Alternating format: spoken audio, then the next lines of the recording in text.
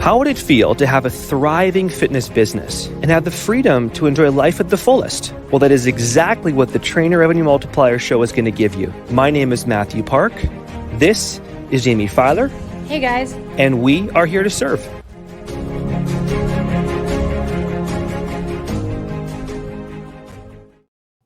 We have a special guest, everybody, on the TRM Show. My name is Mathew Park, and you can see his smiles. You can see his arms. You can literally see his background. This guy is, well, I call him Magic McCoy. He probably has other names he called himself, but his name is Greg McCoy, dear friend, TRM leader, gym owner, entrepreneur, amazing human, has a quote, "Nice guys finish first." I love that quote, Greg. Welcome to the show back, buddy. Hey, Matt. Thank you so much for having me back. Always enjoy to spend some time with you guys. Right back at you, man. Right back at you. It's funny, we were talking about, first meeting about 4 years ago, and we're walking in Hidden Gym for the first time. You just bought the gym. It was like just kind of skeleton phase, and seeing where you are now, it's just about 4 years and 3 gyms, large team, all these trainers you have on your facilities. You just bought a 3rd location. Man, you're soaring over there in Dallas, buddy. Yeah, it's been pedal to the metal, and that's, I guess, explains why 4 years ago feels like 6 months ago. But yeah, it's amazing how much time has gone by since we met, and yeah, it's a lot has changed, mostly all for the good too. So that's great, and same for your business. It's things have TRM have definitely grown up since those 2019 days. There's a reason we snagged you as one of our TRM leaders, Yeah, I was willing. I was a willing prisoner. I really always love going into your office. And, one thing I've always appreciated about you is those things on the back wall, of course, you have for your core values, which are community, education, and philanthropy, Yep. which is, if you guys ever get to meet Greg or have the chance to meet Greg or go to his gyms and get a chance to know Greg, you'll realize his passion, his community, of course, his big thing on always learning and growing and adding more value to him and his team and his company, and also giving back. Is just unbelievable. It's one of the few people I've ever met in the gym world who actually really genuinely actually cares, and also is a nice guy. But don't let that fool you. He's also a driven machine and gets stuff done behind the scenes. Yeah. Thank you so much. It's very, very, very flattering. But yeah, certainly there's the the dominator personality that is behind the nice guy. So I want to look back, Greg, for 1 second, because obviously when I first met you, you had also been in gyms for 13 years before, right? So when you first got into this gym, what was going on in your mind 4 years ago when you first bought that? It was kind of almost like a really small location. What was happening in your mind then, and what was, compared to, of course, where things are going for you now? What was that shift for you? What was happening for you at that time? I would love to tell this story, and I don't know if I've really told it Please tell it. at all. But so I had my first gym in 2009, which kind of evolved into my second gym in 2013. And then I sold that gym in 2018, and not really for good reasons. I was in a partnership that I wanted out of. And I had kind of been outpositioned in a way that I was going to leave with next to nothing. And so that 2018 was kind of a dark year for me. But I'll tell you what, it to me, and, I know, Matt, you're a man of faith. So if that's not your thing and you're listening, just bear with me. But, I really believe God put me in a place and time. I visited. Tana was doing a photo shoot, my wife, at a gym I had never heard of in Dallas. And that's rare for me, being in the business for so long. So I was like, cool, let me just pop over to see the gym and say hello. And I did, and they had all these crazy pieces of equipment that only someone that really knows what they're doing would have. They had eccentric hooks and all these little things where I'm like, okay, whoever owns this knows a thing or two. So I was like, let me know who runs this place. I'd like to meet him. And so I come back and I walk into the office of a guy named Chad Hackler.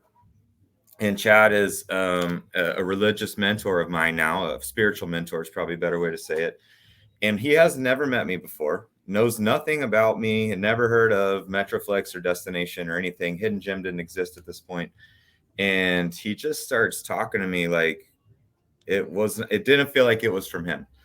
he was like, Greg, God put something in your heart. Don't expect it to go away.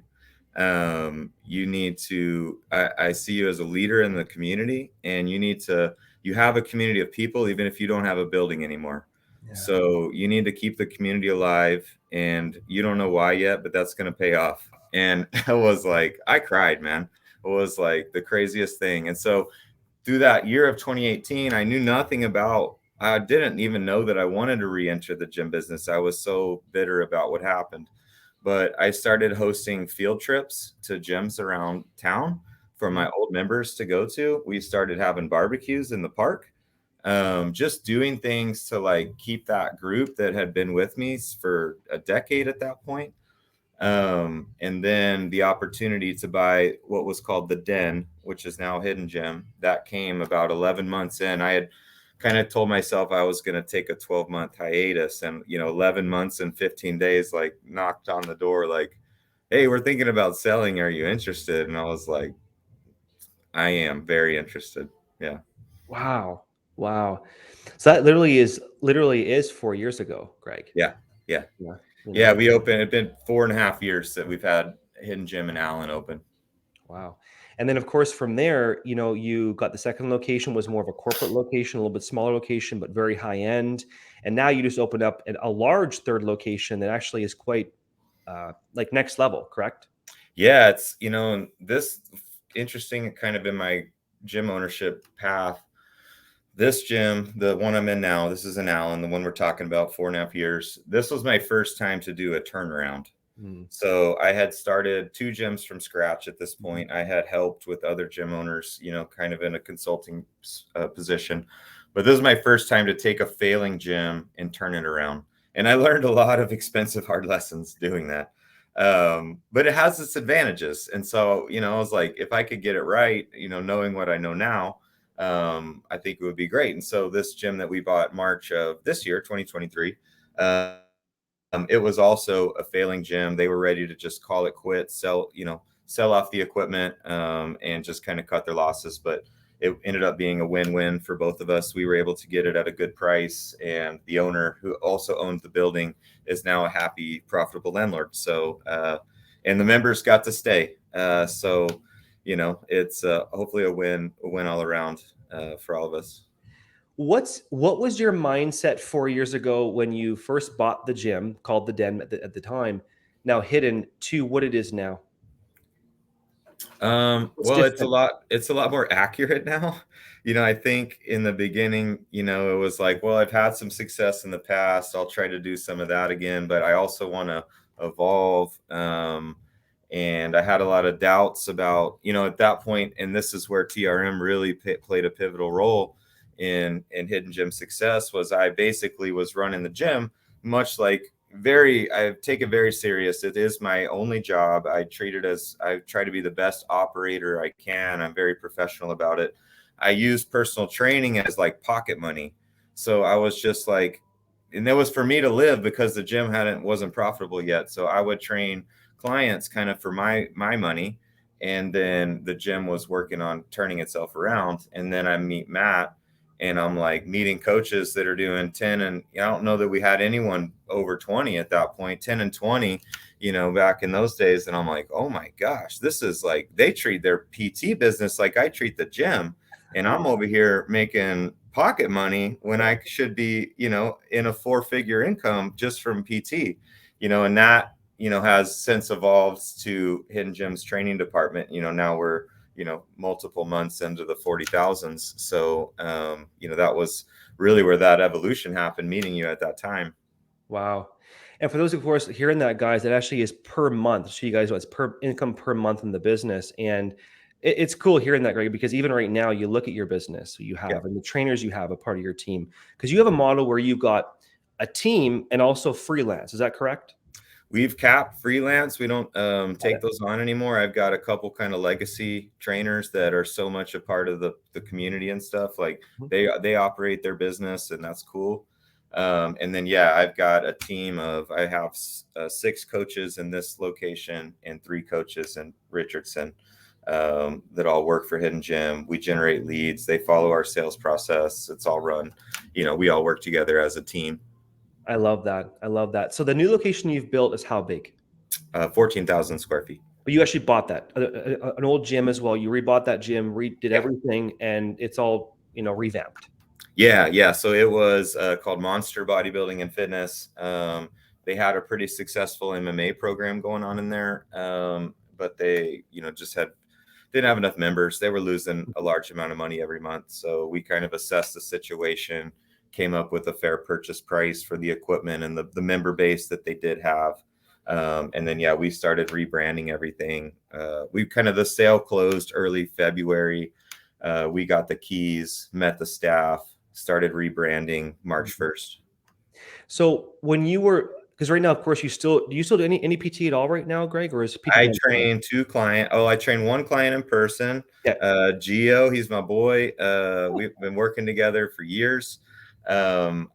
When I opened the newest location, the other couple legacy clients that I have, they're working with other coaches. I might come back, I might not.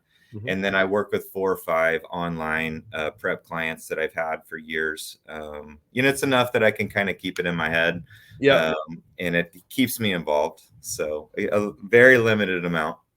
So what advice would you give a coach or an entrepreneur listening right now, of course, who has maybe a studio or one gym or just opening up their own gym, who obviously has a big load of clients as well too? Mm-hmm. What would you give them as far as advice? I think you need to decide, of course, the bigger you want to be, the more specialized you're going to need to be. And so if you have ambitions to own a large facility or multiple facilities, you need to decide, do I need to groom a general manager that's talented enough to run that so you can work on your clients? Or do you need to have a team of trainers that can work with the clients while you focus on the business? Because it's going to get to a point where you're going to start being bad at both, and that's not good for anybody. 100%. So right now, are you at a place right now where eventually you, say in the next 4 years, also actually made that a question. So in 4 years from now, where do you see you in your business, Greg? I don't, I kind of breaking a promise to myself, because I didn't train people for a 4 or 5 year period in the past. And I was like, well, I don't think I'll ever do that again. I love training. But it's like, I'm having so much fun growing this company, and I kind of get the same high, growing and training employees that I got working with people. It's the same reward, to take somebody that, has a raw skill set and help them grow their career. I kind of get the same reward from that. And so I'm honestly just so dialed on growing this company and growing our team and all of that. I don't see myself, coming back. And I'm also I'm so excited growing new trainers that it's that's better to me. I love watching them succeed. And some of them are just frankly better than me at some of the training modalities, where I'm those clients are better off, especially all my education lately has been business focused. I am doing, 1 or 2 things every year, for my PT knowledge, and it's more so for me as a bodybuilder, but most of my focus is growing as a business owner. So do you see in the next 4 years, so of course we kind of covered the last 4 years and what changed for you, in multiple areas. The next 4 years, do you almost see it as, keep optimizing the 3 locations you have, and then maybe you add a 4th location in there or a couple more locations? Or is it more of optimizing what you currently have? Or what's your thoughts there, Greg? No, we want to grow. I think it'll be 1 year in this coming March that we'll have had this other facility. We're on target with what I wanted. If we get to that target, March will really be when I decide. But if we hit that target, I'll be on the scout for number kind of 3.5. So, and, I've had success, buying gyms that are failing. So there's always kind of depends on opportunities. Yeah. Otherwise, we'll be looking at something to start from scratch, we've been growing in 12 to 15 mile jumps. So that's kind of what we're looking at. Can you speak on the power of focus? Because I love what you said, Greg, about how you really took your PT side and, went to your pros, which are obviously your coaches, and really let them take the reins and focus more on the business. Yeah. Yeah, I mean, it's you've got to be laser focused, and it's especially as the stakes get higher and the scale gets bigger. I constantly audit what I'm working on and what I'm doing, and it will stretch you. I guess it depends on your personality. It's a stretch for me to release responsibility, and so especially in something you're passionate about, like coaching.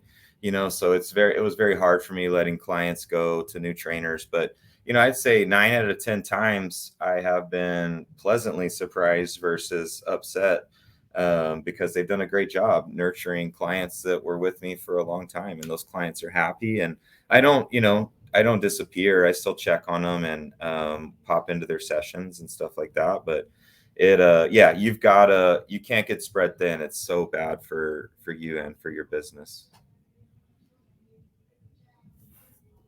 Oh, I lost the audio, Matt. That was a Cayman thing, buddy. Yeah, there we go. We're back. Okay, there we go. I got you. We're back. The Wi-Fi here sometimes kicks out. But when new ideas kind of come in, or thoughts come in, with business ideas, like what's kind of your thought process around that? Is it evaluate if it fits the core model, or what's Greg's way? Yeah, I think as you hone in on what your business is good at, you got to focus on the things that it's really good at. So I don't honestly shop opportunities that often anymore. If it's not like, I know exactly where we're going and what needs to be accomplished, and if it's going to distract me from that, I'm probably going to say no. And I've learned that the hard way, because I used to investigate everything because I'm so optimistic and I love working with new people. But at this point, I'm kind of like, I'm laser focused on what we're doing. And if it doesn't fall in line with that, I don't even really want to spend the time talking about it. That's not to say, like, I've got great friends, someone like Matt or Steve or Todd, or some of my friends that, I've known forever. If they had something in mind, I would, of course, hear them out. But it'd be a rare occurrence that you would deviate my attention at all. But I love what you shared there, Greg, because that lesson, I think, should be heard amongst multiple platforms. So I love what you shared there about focus. The next thing I want to ask you about more is an in-depth question about your why. Like, Okay. What is your why? What is your drive to keep building Hidden Gem, building your teams? What's your drive there? Yeah, for me, it goes back to a spiritual thing. Like, I truly believe this.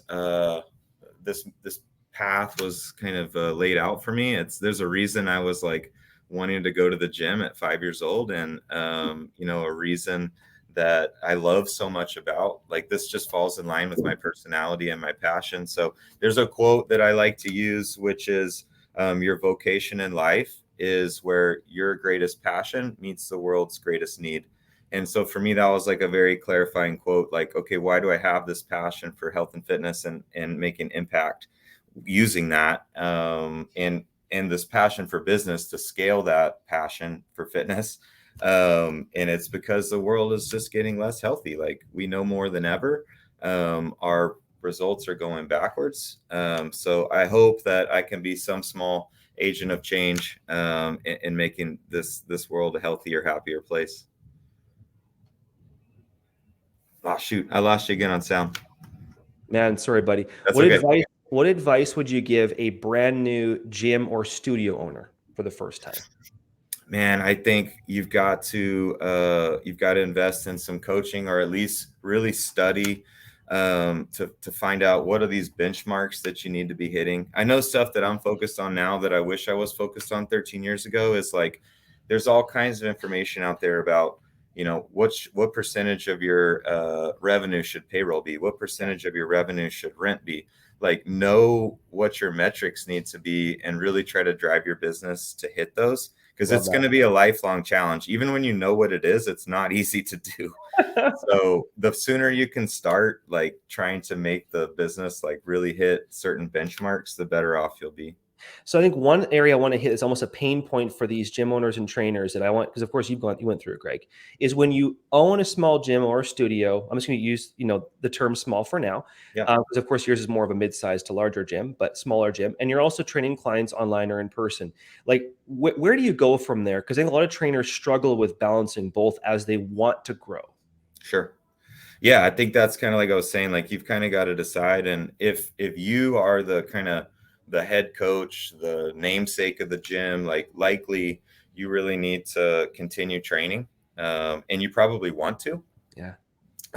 So you're going to really need to find people that can operate your facility in a way that keeps it going in the right direction. And so you're not getting pulled, dealing with, account management, dealing with the door system issue, dealing with insurance, like all these things that a facility creates, this endless to-do list of and fires, and that you're focusing on probably servicing clients and sales calls. I would assume, like if you are, the one that's propelling growth, you're focused on social media posts to drive consults. You're focused on doing those consults, on follow-ups, and really driving the PT revenue. So let's talk a little more deeper on that. So right now, what would you say is your main roles right now with the company? I mean, I kind of feel like the big assistant, but I'd say, at the top, it's visionary. I need to keep a constant image in people's mind about where we're going.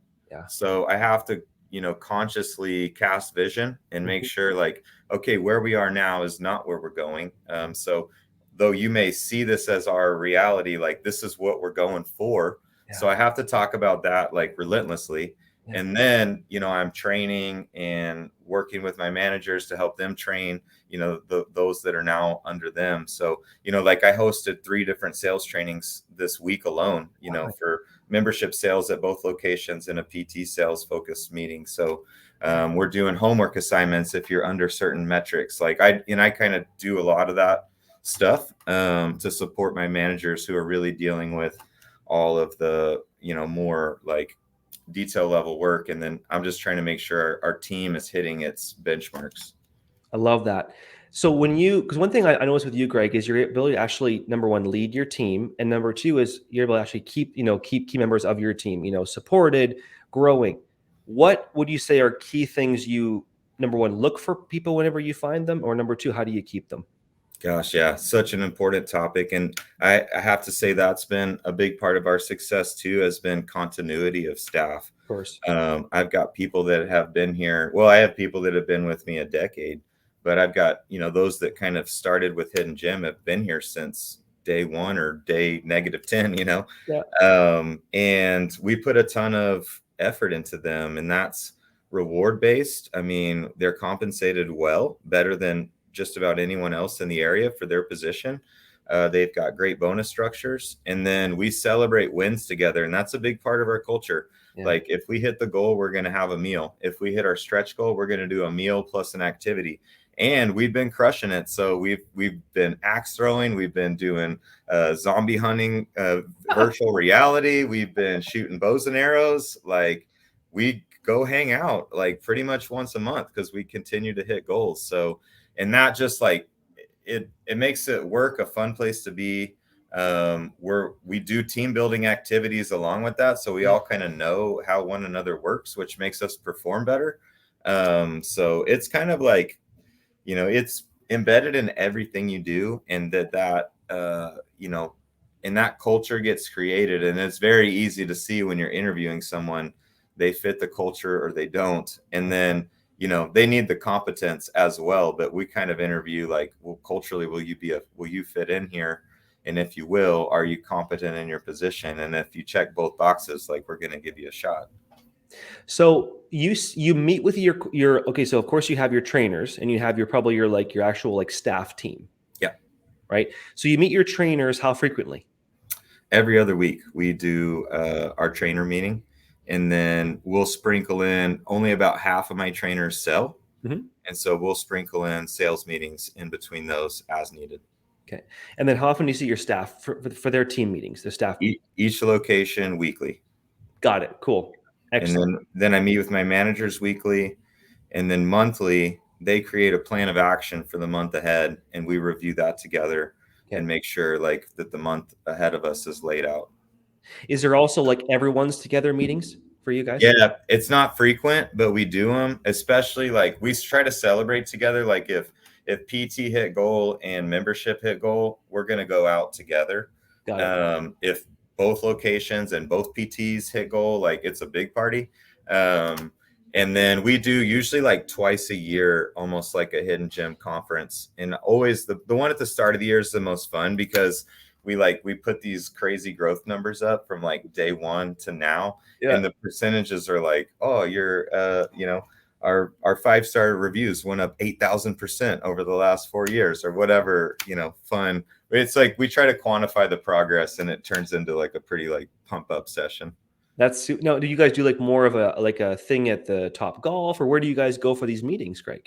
For the conference, we'll rent a conference space, like the facility at Pegasus Park. They have beautiful conference rooms, and I'll usually bring in a guest speaker. Like I know you've contributed videos for that before. I've had mental performance coaches kick us off. Yeah. And then we'll do a lunch. Well, it's usually like an all day thing. So we'll go over a couple topics in the morning, have lunch, couple topics, and then usually I don't do an activity on those days so they don't get too long. But yeah, they're fun.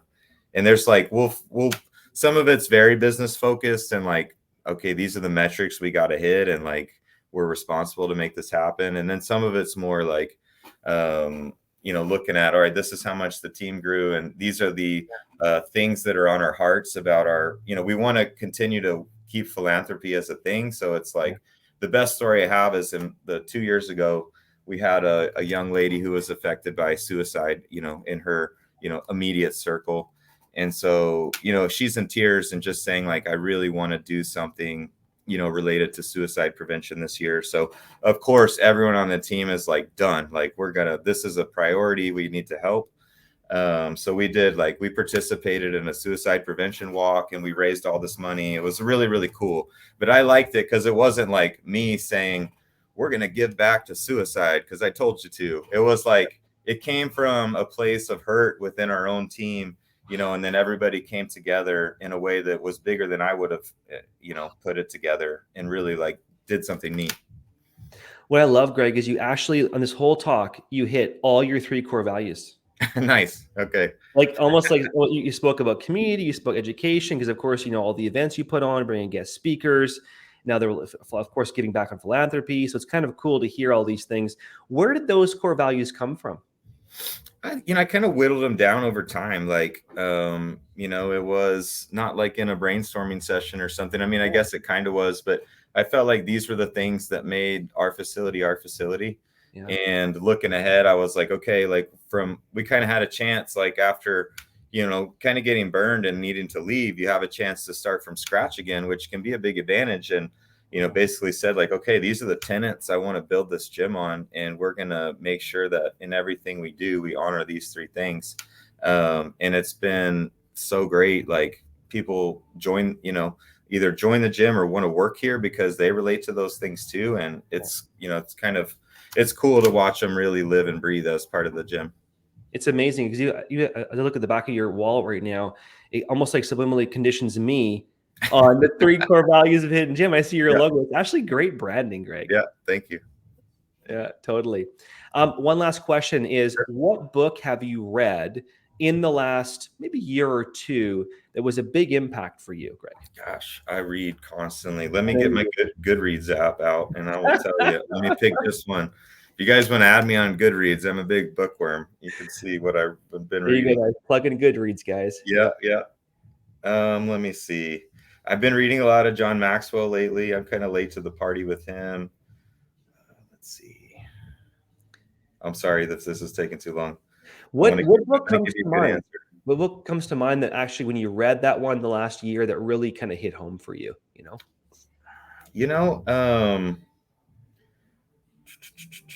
I'm sorry. Honestly, this is not going to be like a personal development book. It was Ed Connors. Are you familiar with Ed Connors? I'm not. No. Okay, Ed Connors. The book is called The 3 Muscleteers, and Ed, after Joe Gold and then one interim owner, Ed was one of the 3 owners of Gold's Gym. Really? And to hear his story of franchising Gold's and also the startup of Gold's, and then kind of like a hands-on account of the Arnold days and the story of Gold's. And then Ed actually was like one of the probably original talent scouts for the fitness industry in WWE. He had over 600 people stay at his home in Venice. Wow. So the names and stories are just crazy. So if you're into fitness and you're going to read about names that you definitely know, and the story of Golds from his perspective is really, really cool. So, and Ed actually is in Austin now, so we're supposed to hang out. But yeah, that was a really fun book and inspiring and entertaining. That's actually kind of cool, almost like the backstory of Golds, you know? It is. It's really, really neat. It's not. I've been in the industry a long time, and I didn't realize it. Realize the storyline. Any last thoughts, Greg? Man, I don't think so. If you guys are listening to this and if you made it this far, you're dedicated. So you're probably going to do great in your business. But, TRM is such an awesome resource. Free resources like this are great. But obviously getting in and doing the coaching, I'm such an advocate for what we are doing. I'm still part of the team here, even if I'm a little less involved. But yeah, I think you're in the right place. That's what I would say. Thanks, man. Appreciate you, buddy. And where can we follow you, Greg? So, of course, you got multiple handles here. You got your own personal. Of course, you got Hidden Gems. Yeah, I am not as active as I used to be. I'm working on that. But yeah, Instagram, greg.w.mccoy. And then Hidden Gem. Our website's hiddengem.net. We're on every social platform. So you can, we're trying not to be too hard to find despite the name. Oh, sorry. One more time. It's that Cayman thing, buddy. Three strikes were Caymanized, So guys, go follow Greg, go follow Hidden Gem, guys. If you guys are in Dallas, go check out Hidden Gem, guys. I will say it's one of the coolest places to go in Dallas. I'm actually serious, guys. You go into Hidden Gem, the culture, you go to the front door, they're super friendly. They make you feel so welcome. The energy in the gym is absolutely electrifying. I love the branding of the black and white, by the way, just so you know, Greg. The branding is super cool. But the equipment, the energy, the training you're seeing, of course, all the people training in the gym is absolutely phenomenal, Greg. So I love that. Much appreciate that. So guys, if you're listening, go follow us at Trainer of Any Multiplier or at Hidden Gym.